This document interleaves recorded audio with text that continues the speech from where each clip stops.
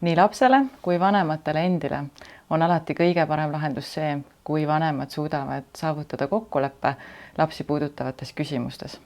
Seda siis kas omavahel või kolmandate isikute kaasabil või lõpuks kohtuabiga. Alustuseks on kindlasti vaja proovida läbida kõikvõimalikke meetmeid ja viise, et selline kokkulepe sünniks kohtuväliselt. Sageli pöörduvad vanemad sellise esmase nõustuse saamiseks advokaatide poole ja seda eelkõige selleks, et aru saada, millised õigused ja kohustused on vanematel pärast lahkuminekut ja millised on nende õigused ja kohustused oma lapse suhtes ja millised on lapse õigused. Ja advokaadid, kes on perekonnaõigusele spetsialiseerunud, aitavad sageli neid kokkuleppeid saavutada ja ühtlasi aitavad vormistada neid kokkuleppeid selliselt, et nad oleksid päriselus ka edaspidi täidetavad ega tekitaks juurde uusi vaidlusi. Alati on võimalik pöörduda täiendavalt kohaliku omavalitsuse lastekaitsespetsialisti poole, kes on samuti pädevad selleks, et aidata vanematel laste osas kokkuleppeid saavutada. Ja ühtlasi saavad lastekaitsetöötajad suunata vanemaid vajalikele teenustele, sealhulgas näiteks perelepitusteenusele. Ja alates 1. septembrist on uus kord, mis näeb ette seda, et kohtud ei hakka sisuliselt suhtluskorra ja hooldusõiguse vaidlusi lahendama enne, kui vanemad on läbinud kohustusliku lepitusmenetluse. Ja sellele teenusele saavad suunata lastekaitsetöötajad.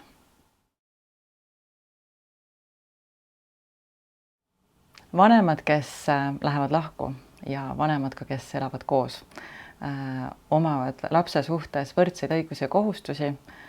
Seda nimetataksegi hooldusõiguseks, mis koosneb isikuhooldusest ja varahooldusest, ehk siis õigusest last kasvatada, hoolitseda tema heaolu eest ja õigus siis hoolitseda ka lapse vara eest.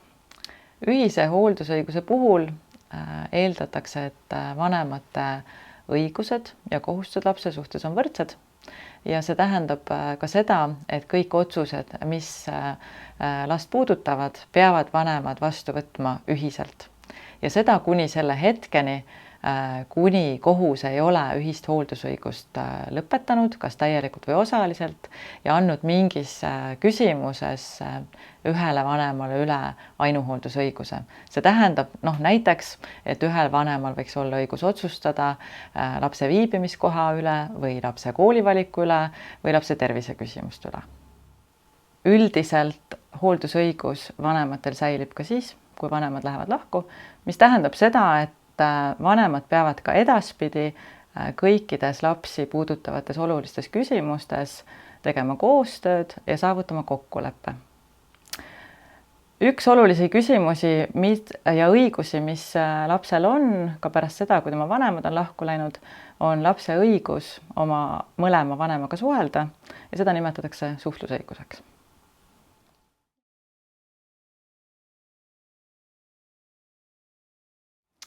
Kui vanem rahaliselt ei toeta, ei maksa elatist või ei ole võimalik tema kokkuleppeid saavutada, siis jällegi on võimalik kas pöörduda lastekaitsespetsialisti poole, kas pöörduda perekonnaõigusega tegelevate advokaatide poole või siis juhul, kui tõesti ei ole võimalik neid kokkuleppeid saavutada kolmandate isikute vahendusel, on vaja pöörduda kohtusse elatise nõudes.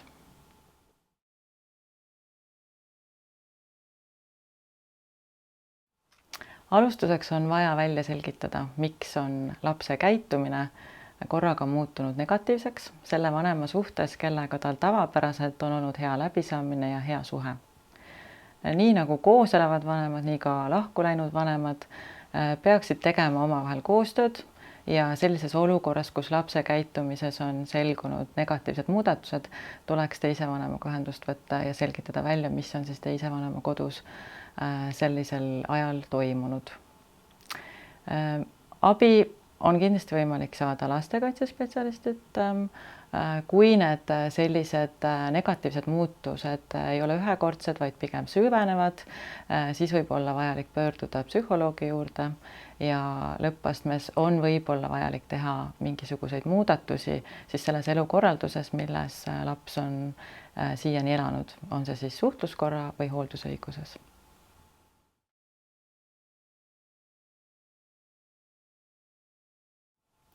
Kui vanemad on lahku läinud ja vanematel ei ole omavahel veel kokku lepitud, millisel viisil hakkab laps edaspidi vanematega suhtlema, ehk et milline saab olema konkreetne suhtluskord ja selgub, et üks vanem ikkagi ei võimalda ega toeta lapse suhet teise vanemaga, sellisel juhul on vaja teha kõik selleks, et suhtluskord konkreetselt paika panna. Suhtluskord on vajalik nii lapsele kui vanematele, eelkõige selleks, et kõik osapooled oleksid teadlikult sellest, millal laps on ühe vanema juures ja millal ta on teise vanema juures ja et vältida võimalikke konflikte ja vaidlusi vanemate vahel. Juhul, kui vanemate vahel on kas sõlmitud suhtluskorra kokkulepe või on lausa kohtu kaudu suhtluskord määratud ja seda ei täideta, siis on erinevaid võimalusi. Juhul, kui on suhtluskord kokku lepitud vanemate vahel ja seda ei täideta, siis tuleb ikkagi pöörduda kohtusse ja kas seda suhtluskorda muuta või siis võimaldada kohtul määrata konkreetsed tingimused selleks, kuidas suhtluskorda täita tuleb. Juhul, kui suhtluskord on määratud, aga ta millegipärast ei tööta, on vajalik ilmselt pöörduda kohtu poole ja see suhtluskord üle vaadata.